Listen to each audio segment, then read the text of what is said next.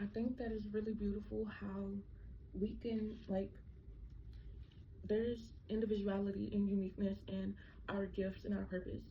And I feel like when I shift my perspective and open my mind to that, it really helps me not really be as competitive with others, or not be competitive with others at all. Because let's say, I'll just use what I'm doing now for example. What I do now, uh, I wouldn't say I'm not a life advisor. I mean, I'm giving life advice, or I'm like sharing parts of my journey with y'all, and it probably resonate with some people, and people take it as advice. But I don't know if I want to hold up. I don't know if I want to take on that responsibility yet, because with great responsibility comes power. Nevertheless, I'll use something else for example. So let's say TJ Maxx in Burlington. They are both clothing brand stores, right? Their purpose is to sell clothes and probably whatever else, but that's the main thing. All right. So although they both sell clothes, people, some people start shop at TJ Maxx, some people shop at Burlington, some people shop at both. I think that's the beauty of individual individuality and purpose, because I feel like having a competitive mentality is also like a crab in a bucket mentality, and this could be shown up in an internal way or external, feeling like there's no room for you to thrive in your purpose because other people are doing the same thing, or feeling like other people are doing the same thing, so therefore, like it has to be competition, like you have to do this better, they have to do that better. But there's room, like the universe, this lifetime, if I'm being honest, is so limitless. Like we've been taught that there are bounds in this lifetime and limits in this lifetime due to the survival mode and the circumstances of certain situations, depending on how you're raised and the state of the world wherever you are.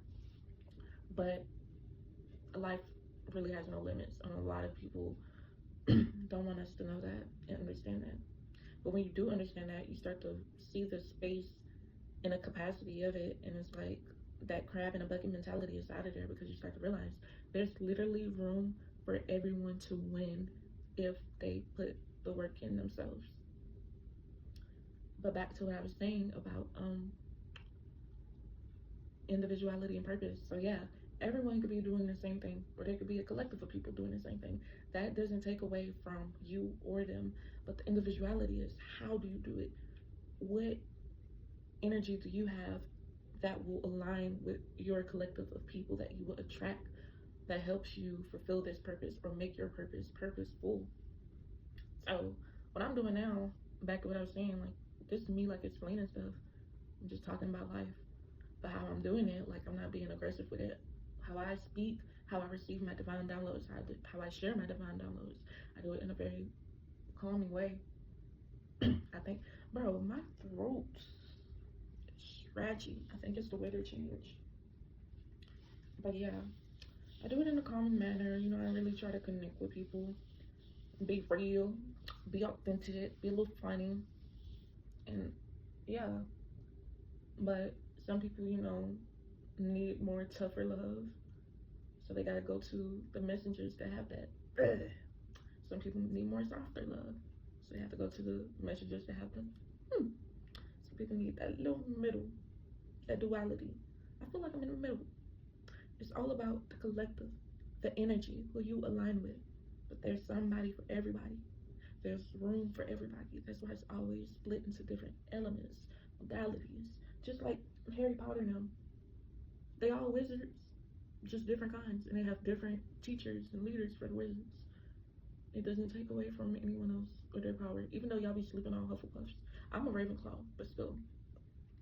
Um, yeah, that's it for today's message.